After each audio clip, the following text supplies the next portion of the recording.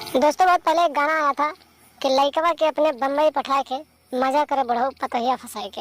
आज जिस घटना के बारे में आपको बताने जा रहा हूँ, ये घटना भी कुछ इसी प्रकार है, जहाँ पर एक बाप ने अपने बेटे को मुंबई भेज दिया और फिर अपनी ही बहू के साथ मजे लेने लगा। लेकिन दोस्तों कुछ दिनों बाद एक दिन ऐसा आया कि उस ससुर को ही अपनी जान गंवानी पड़ी, उसे अपनी जान से हाथ धोना पड़ा। आखिर क्या है पूरी कहानी दोस्तों, क्या है पूरी घटना, आपको वीडियो में आगे जरूर बताएंगे। लेकिन उससे पहले आप लोग अगर चैनल पर नए हैं तो चैनल को सब्सक्राइब कर लें और वीडियो को एक लाइक जरूर कर दें। तो आइए दोस्तों वीडियो में आगे बढ़ते हैं और पूरी कहानी आपको विस्तार से बताते हैं। नमस्कार दोस्तों, स्वागत है आप सभी का हमारे ASN क्राइम अफेयर चैनल में। दोस्तों ये घटना उत्तर प्रदेश के बलरामपुर जिले के एक छोटे से गांव से सामने है, जहां पर एक सद्दाम नाम का व्यक्ति रहता था। उसका एक बेटा था और उसके बेटे की अभी हाल ही में शादी हुई थी। दोस्तों शादी के करीब 4 महीने बीते थे। 4 महीने के बाद सद्दाम ने अपने बेटे को पैसे कमाने के लिए मुंबई भेज दिया। उसका बेटा मुंबई चला गया, पैसे कमाने लगा और फिर वो अपनी नई नवेली बहू, जवान बहू के साथ मौज मस्ती करने लगा। यानी कि उस सद्दाम ने अपने बहू को अपने प्रेम जाल में फंसा लिया और उसके साथ नाजायज रिश्ता स्थापित करने लगा। दोस्तों इन दोनों का रिश्ता आगे बढ़ता गया और एक दिन ऐसा आया दोस्तों कि लगातार शारीरिक संबंध बनाने की वजह से बहू प्रेग्नेंट हो गई। और फिर जब इस बात की जानकारी बहू ने अपने ससुर को दिया तो ससुर ने अपनी बहू को वो बच्चा गिराने के बारे में बताने लगा। लेकिन जब इस बात को बहू ने नहीं माना तो ससुर और बहू के बीच लड़ाई झगड़े होने लगे। दोस्तों कुछ दिन तक लड़ाई झगड़ा होता रहा, लेकिन एक दिन की बात है, बहू ने प्लान बना लिया कि ससुर तो मेरी बात मानेगा नहीं, तो क्यों ना मैं इसे ही जान से मार डालूं और फिर इस बच्चे को गिरा दूंगी ताकि मेरे पति को पता नहीं चलेगा।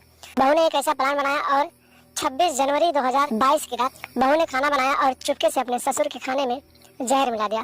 दोस्तों बहू ने उस खाने को अपने ससुर को दिया और फिर रात को जब उसके ससुर ने खाना खाया और फिर रात को उसने अपने बहू को अपने कमरे में बुलाया और बोला कि तुम मेरे कमरे में आओ और फिर हम आगे की कुछ बात करते हैं।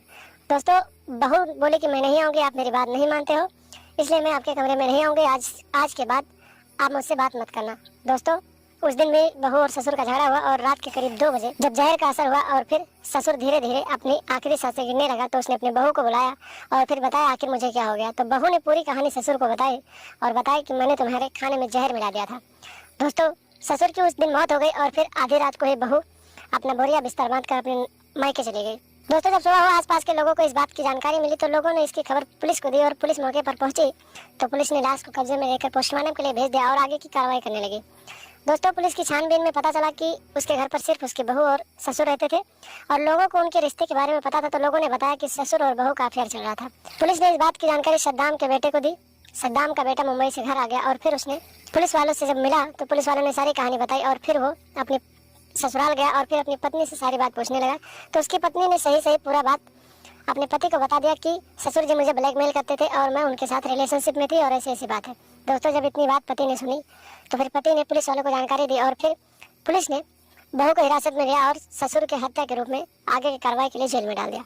तो दोस्तों देखा आपने, एक ससुर पहले अपने बेटे को मुंबई भेज देता है और फिर अपनी बहू के साथ नाजायज रिश्ते बनाता है और धीरे धीरे इन दोनों का रिश्ता आगे बढ़ता है और फिर जब बहू प्रेग्नेंट हो जाती है तो दोनों के बीच झगड़ा होने लगता है और फिर बहू अपने ससुर को जहर देकर मार डालती है। तो दोस्तों आप लोग भी सावधान रहें, सतर्क रहें और अपने दिमाग में ऐसी मानसिकता ना लाएं। ऐसे लोगों की पहचान करें, जो औरतें ऐसी हैं उनकी पहचान करें और सावधान रहें, सतर्क रहें, अपने घर परिवार को सुरक्षित रखें और लगातार हमारे साथ बने रहें। हमारे चैनल को सब्सक्राइब कर लें और हमेशा देखते रहें ASN क्राइम अफेयर।